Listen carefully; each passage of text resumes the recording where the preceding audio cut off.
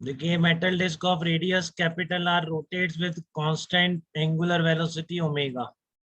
तो ये डिस्क है हमारी अपनी ओन एक्सेस सेंटर से पास होने वाली और इस प्लेन के परपेंडिकुलर, जो स्क्रीन का प्लेन है उसके परपेंडिकुलर एक्सेस के अबाउट घूम रही है।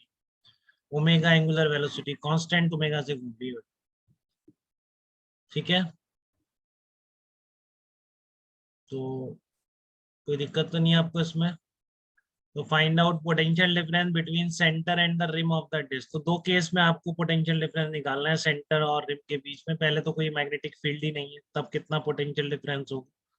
और दूसरा, जब external magnetic field directed perpendicular to the disc present है, मतलब वही डिस्क के प्लेन के परपेंडिकुलर ही एक्सिस ऑफ रोटेशन है और परपेंडिकुलर ही आपका मैग्नेटिक फील्ड है, तब सेंटर और सर्कम्फ्रेंस के बीच पोटेंशियल डिफरेंस कितना होगा। तो बिना मैग्नेटिक फील्ड के भी पोटेंशियल डिफरेंस कैसे क्रिएट हो रहा है, ये बात समझ आ रही है आपको?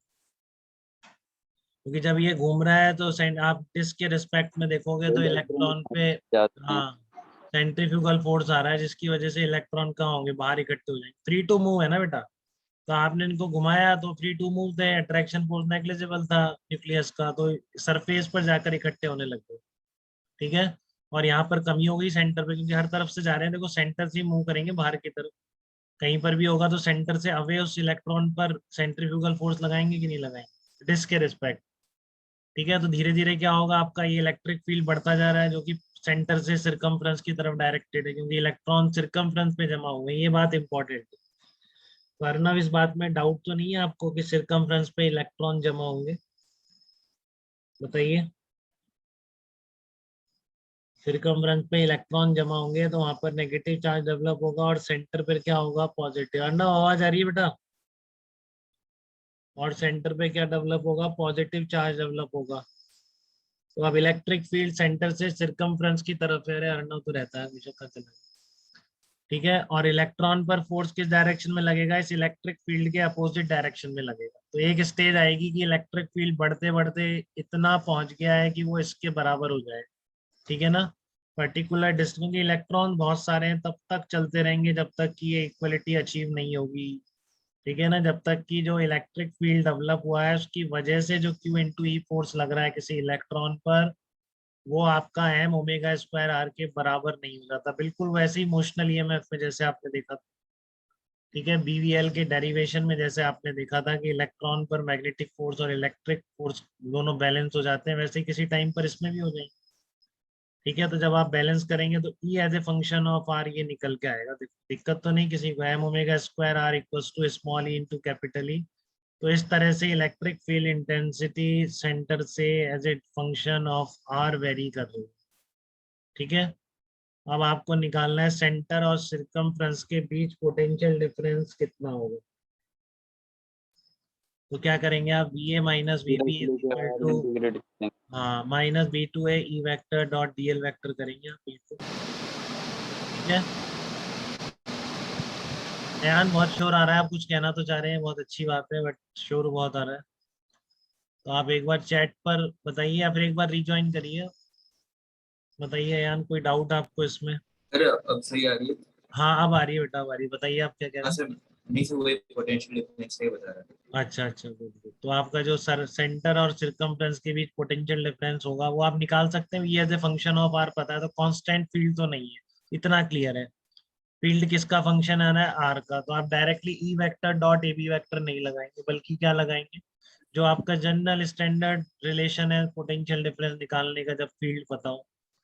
ठीक है, डीएल वेक्टर आपने डी आर लिख दिया क्योंकि आर का फंक्शन था, तो एम ओमेगा यहाँ पर इस कैपिटल आर है। ठीक है ना, बी की वैल्यू लिखते हैं ना यहाँ पर, बी का जो डिस्टेंस है, तो बी की डिस्टेंस कैपिटल आर है, ए की जीरो है। ठीक है, तो minus M omega square E R into D R, पूरा कर लो, अब इंटीग्रेट कर लो आप, तो आपको पोटेंशियल डिफरेंस मिल जाएगा बेटा, m omega square upon two into e. ध्यान रखना, small m mass of the electron है और small e charge of the electron. ठीक है, कोई दिक्कत नहीं इसमें किसी को भी।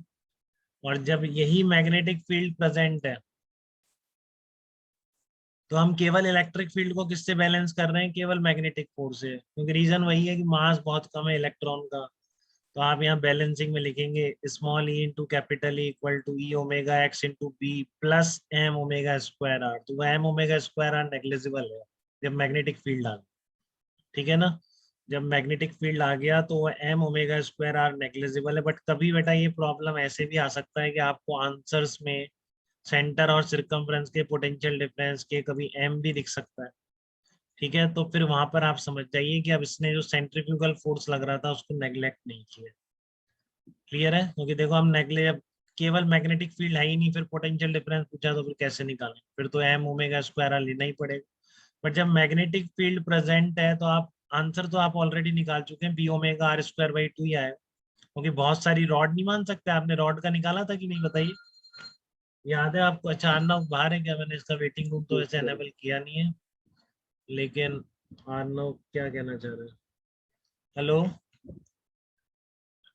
हाँ, अच्छा अच्छा, तो चलो आप देखो, थोड़ा देर बाद ट्राई करो, ठीक है।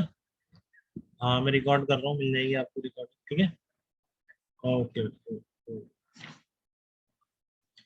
तो यहाँ पर क्या होगा आपका, ये मिल रहा है स्मॉल ई इंटू कैपिटल ई और मैग्नेटिक फोर्स लग रहा है, दोनों बैलेंस कर रहे हैं एक दूसरे को, ठीक है। अब इसमें हमने वो हटा दिया बेटा, बट कभी आंसर में दिख जाए आपको तो आप ध्यान रखिएगा, आपको चीज बता दी है मैंने कि एम ओमेगा स्क्वायर भी ले रहा होगा, नहीं तो नेग्लेक्ट करके जब कुछ नहीं बोला है तो इस तरह से घूमती हुई डिस्क जो कि मैग्नेटिक फील्ड में है उसके सेंटर और सिरकमफ्रेंस के बीच पोटेंशियल डिफरेंस कितना होता है, B omega R square by 2 ही होगा, ठीक है ना। B omega R square by 2 ही पोटेंशियल डिफरेंस होगा सेंटर और सिरकमफ्रेंस के बीच में। क्योंकि आप बहुत सारी रॉड नहीं मान सकते कि हर रॉड के अक्रॉस कितना है, B omega R square by 2, तो सिरकमफ्रेंस और सेंटर के बीच कितना हुआ, बी ओमेगा आर स्क्वायर, ठीक है। वैसे भी सोच सकते थे, नहीं तो आप ऐसे बैलेंसिंग से भी देख रहे हैं, आपका E as a function of x आएगा, फिर आप इंटीग्रेट करके निकालेंगे तो हमें अपने आप B omega R square by 2 आ, ठीक है। बात क्लियर है बेटा? घूमती हुई डिस्क अपनी एक्सेस के अबाउट यूनिफॉर्म फील्ड में सेंटर और सिरकमफ्रेंस के बीच एक पोटेंशियल डिफरेंस डेवलप होता है, ठीक है। मैग्नेटिक फील्ड हो या ना हो, दोनों नहीं है तब भी डेवलप होगा, है तब भी डेवलप होगा, ये ध्यान रखिएगा। कहीं आप सोचे मैग्नेटिक फील्ड है ही नहीं तो कैसे निकाल, ठीक है। तो वो मैंने आपको बता दिया है।